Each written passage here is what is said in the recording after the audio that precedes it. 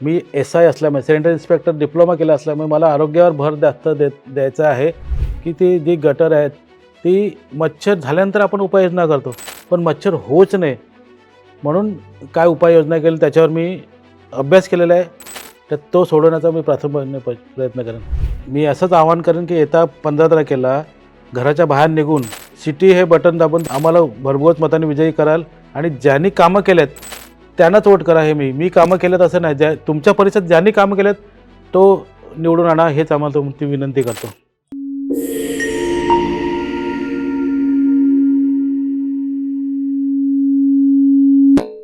मित्रो नमस्कार. आकार डिजी9च्या डिजी9 पॉडकास्ट या विशेष कार्यक्रमात आपलं स्वागत. महानगरपालिकांच्या निवडणुकांचा जो अंतिम चरण आहे तो आता सुरू झाला आहे.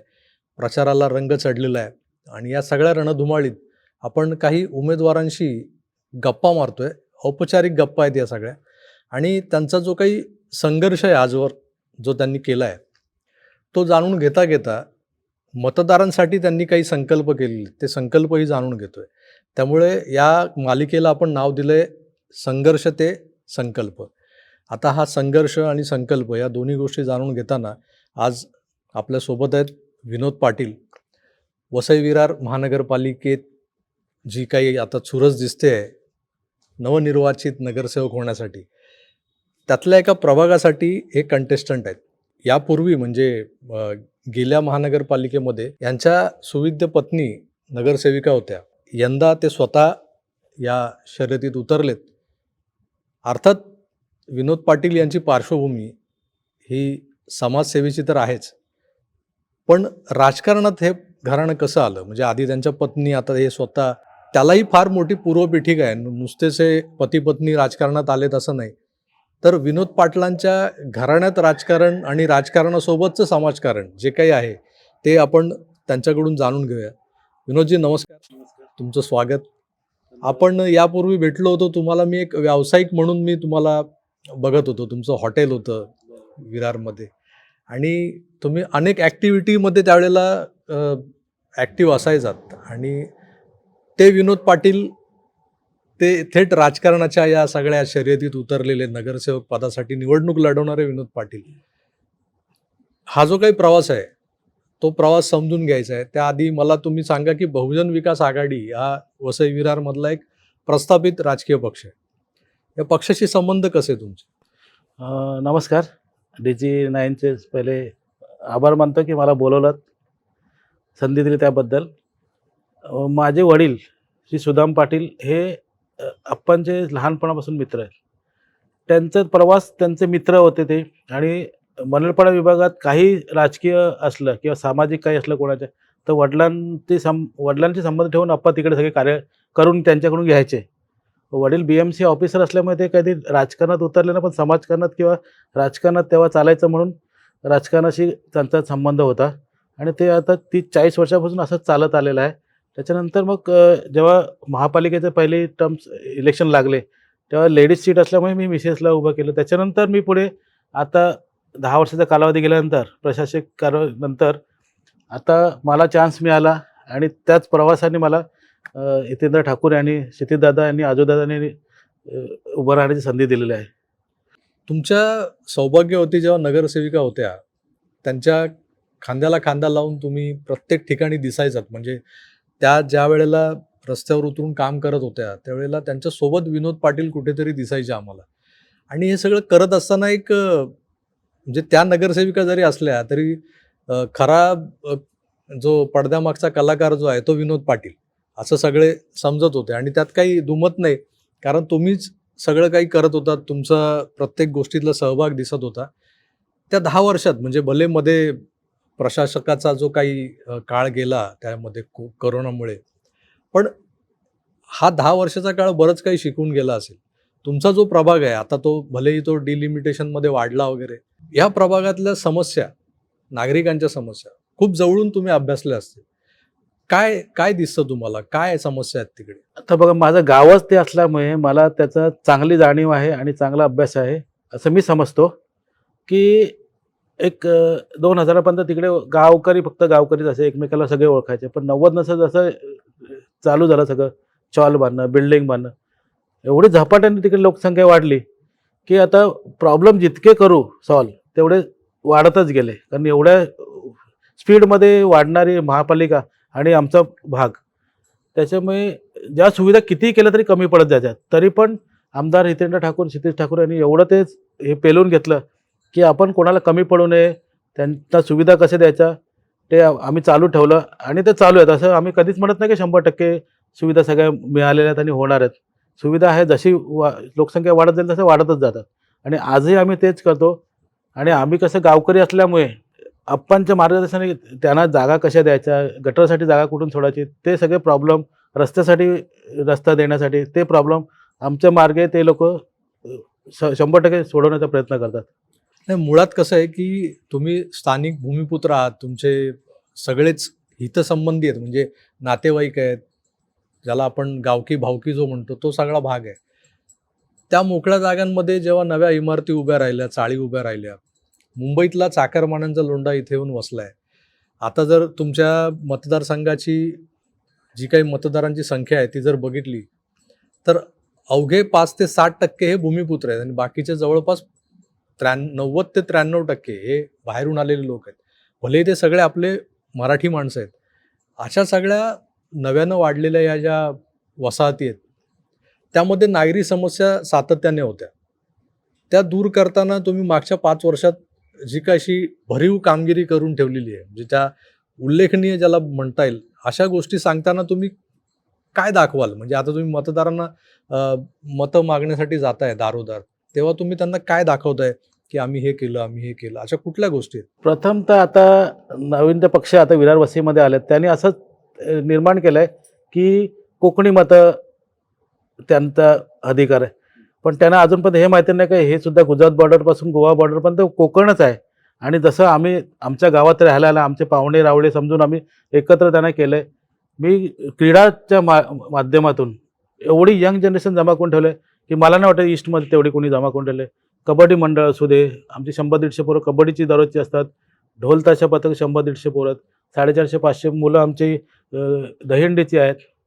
तर ते आम्ही पहिलं एकत्र केलं त्यांच्याबरोबर, त्यांच्या साथीने आम्ही एकत्र राहून, असं मी कोणतरी मोठं आणि ते छोटे असं काही नाही, एकत्र जेवायला, एकत्र खायला प्यायला बसून आम्ही त्यांना पहिलं एकत्र जमा केलं आणि त्यांच्या साथीनेच आम्ही राजकारण खेळतो.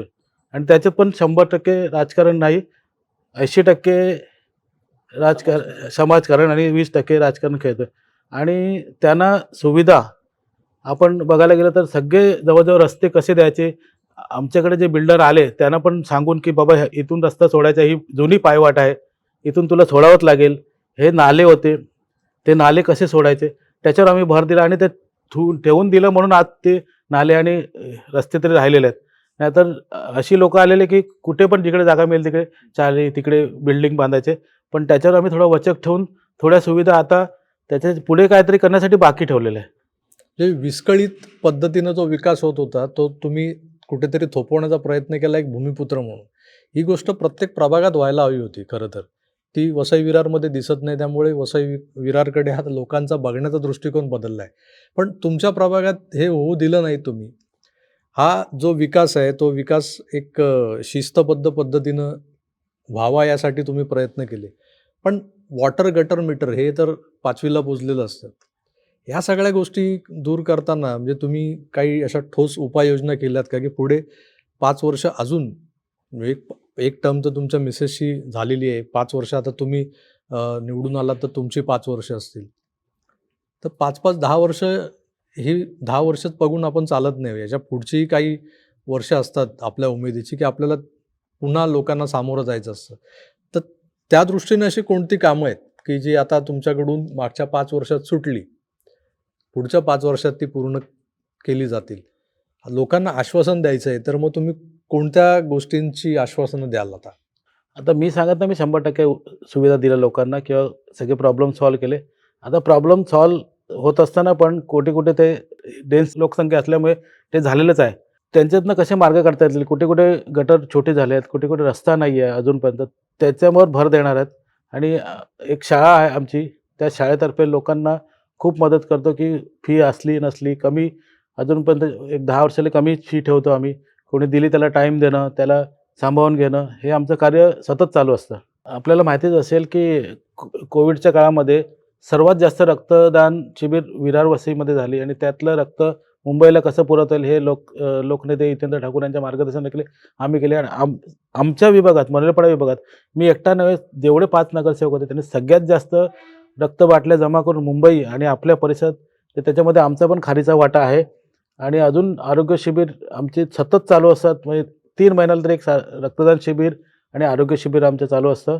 तसेच क्रीडाच्या प्रकारमध्ये कबड्डी पालघर तालुक्यामध्ये सगळ्यात सतत 15 वर्ष कबड्डी मोठ्या लेवलला भरणारं आमची कमिटी आहे.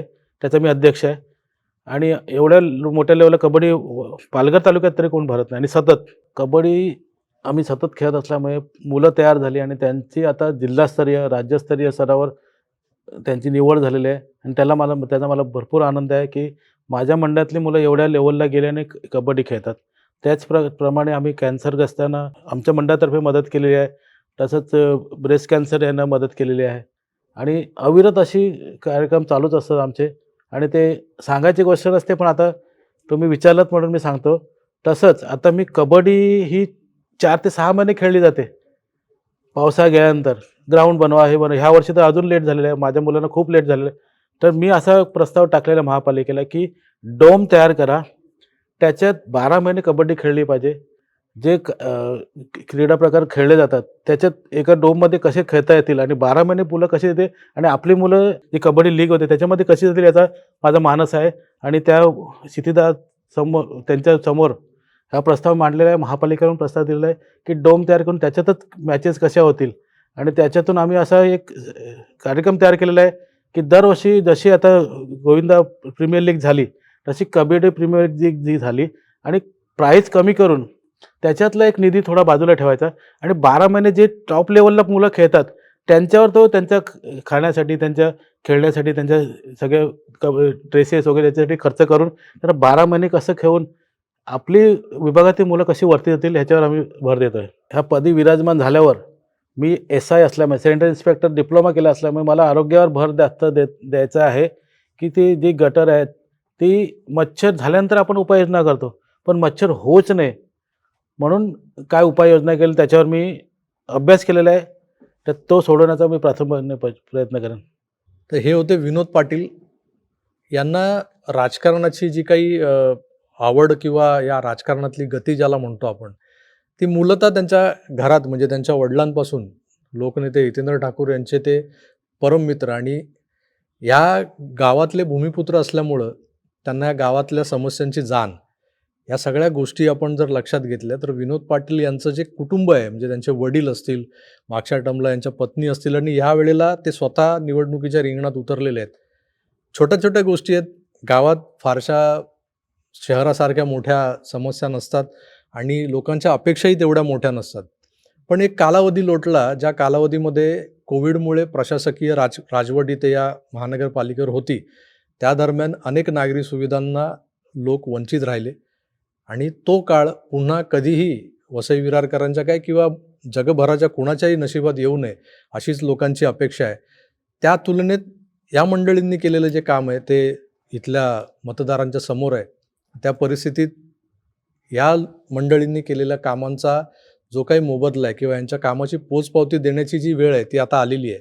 15 तारखेला तुमच्या मतपत्रिकेवरचं कुठलं बटन दाबायचं आहे ते शेवटी तो तुमचा हक्क आहे. पण मी विनोदजींना विनंती करेन की तुमच्या मतदारांना तुम्ही एक आवाहन करा की तुम्ही केलेल्या कामाबद्दल जी काही पोचपावती द्यायची आहे ती कोणत्या पद्धतीनं त्यांनी कशी द्यावी. मी असंच आवाहन करेन की येत्या 15 तारखेला घराच्या बाहेर निघून सिटी हे बटन दाबून त्यांना आम्हाला भरघोस मताने विजयी कराल आणि ज्यांनी कामं केलेत त्यांनाच वोट करा. हे मी कामं केलेत असं नाही, तुमच्या परिसरात ज्यांनी कामं केलेत तो निवडून आणा हेच आम्हाला तुमची विनंती करतो. धन्यवाद विनोदजी. तुमच्यासारखे साधे सरळ सोड उमेदवार जे आहेत ना, ज्यांना फक्त कामच त्यांचं बोलतं, ते फारसे बोलत नाहीत.